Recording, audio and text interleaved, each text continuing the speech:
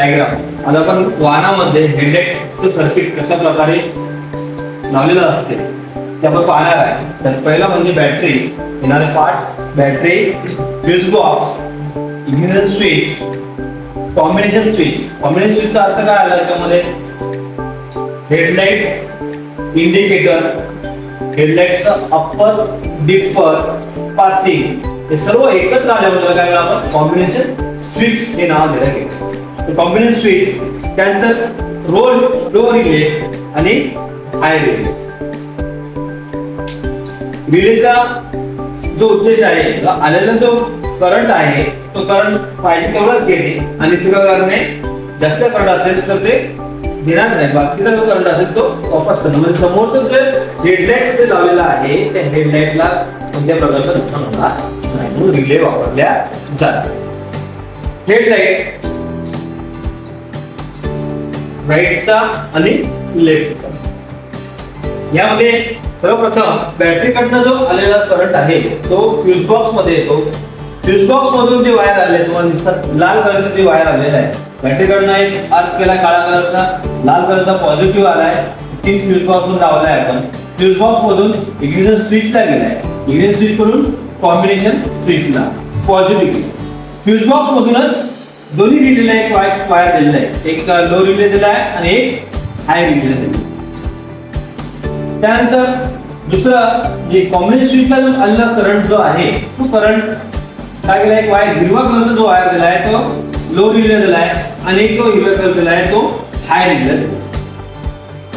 ज्याच्यामध्ये fuse box पासून plus येतो त्यामध्ये नंबर दिला आहे 30, 87, 85, 86. तर 30, 87, 85 असेल तर 30 हा इकडे पॉझिटिव्ह असेल तर 30 हा इकडे पॉझिटिव्ह. 85 इकडे निगेटिव्ह असेल 85 इकडे निगेटिव्ह. पॉझिटिव्ह दिला तर 86 निगेटिव्ह दिला तर पॉझिटिव्ह जो आहे तो 85 ला पॉझिटिव्ह दिला. तुम्हाला पॉझिटिव्ह आणि निगेटिव्ह पण तुम्ही करू शकता.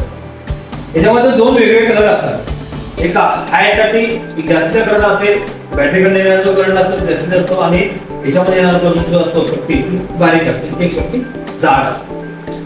लो रिले आणि हाय रिले. कॉम्बिनेशन स्विच मधून आलेला जो वायर आहे हिरव्या कलरचा तो 86 नंबरला दिला आणि दुसऱ्या कॉम्बिनेशन स्विच मधून आला आहे हाय रिले साठी तो आहे 86 नंबर. जर आपण स्विच ऑन करतो, जर डिपर लावायचा असेल तर डिपरचा करंट आहे तो काय करेल, या लो रिले जाईल. लो रिले मधून इथे काय होईल, पॉझिटिव्ह आणि निगेटिव्ह अर्थ दिले असल्यामुळे त्याच्यामध्ये काय होईल, करंट निर्माण होईल आणि हा जो करंट आलेला आहे तो काय होईल, पिंक जो वायर दिसते तुम्हाला त्या पिंक वायर मधून लोच्या सर्किट मध्ये लागेल.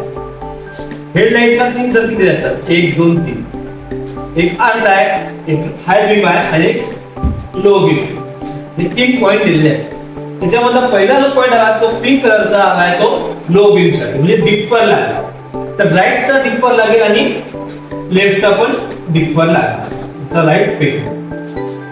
कॉम्बिनेशन स्विच मधून जर तुम्ही अप्पर केला, हाय रिले केला तर हाय रिले जो वायर दिला आहे तो ग्रीन कलरचा वायर जो आहे तो हाय रिले जाईल आणि हाय रिले मधून करंट निर्माण होऊन ब्लू कलरचा तुम्हाला वायर दिसतोय तो हाय बीमच्या आणि हाय बीमच्या याच्यानंतर इकडनं लेफ्ट साइडला गेलाय आणि परत इकडनं राईट साइडला. ज्यास तुम्ही अप्पर देसाल तर त्यावेळेस हेडलाइटचा अप्पर बीम का होणार, चालू होईल. डिपर करसाल तर डिपर बीम चालू होईल. अप्पर आणि डिपर काय करतो आपण, ज्या समोरून जर वाहन येत असेल रात्रीच्या वेळी किंवा पावसामध्ये तर त्याला पासिंग करायला तर समोरच्या वाहन येत असताना आपण डिपर जर केला तर समोरच्याला तो वाहन दिसतो. अप्पर जर केला तर त्याचा जो फोकस आहे तो आपल्या ग्लासवर, त्याच्यामुळे वाहन चालत असताना अप्पर डिपरचा वापर करायचा. जर वाहन समोर काहीच नाहीये, हायवेवर सरळ जात आहे, वाहन समोर काहीच नाही तर तुम्ही अप्पर लाईट चालू केला तुम्हाला फोकस पूर्ण समोर जातो. आणि तुम्ही जर वाहन म्हणजे तुम्ही शहरामध्ये जात असेल किंवा समोर जर गाडी येत असेल तर त्या डिपर दिला तर तुम्हाला समोरचं गोष्ट दिसणार खाली. तुम्हाला जर समोरचं वाहन येत असेल तर तुम्हाला दिसणार नाही म्हणून तुम्ही डिपर करा.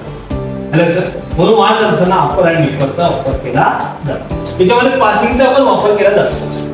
पास लाईट दिला जातो.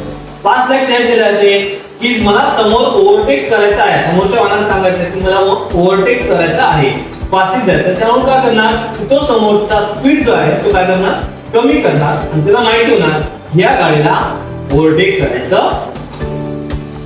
लक्षात, हे आहे हेडलाईट सर्किट डायग्राम. अशा प्रकारे काय करते हेडलाईट सर्किट जे आहे ते वाहनामध्ये वापरल्या जाते. समजलं?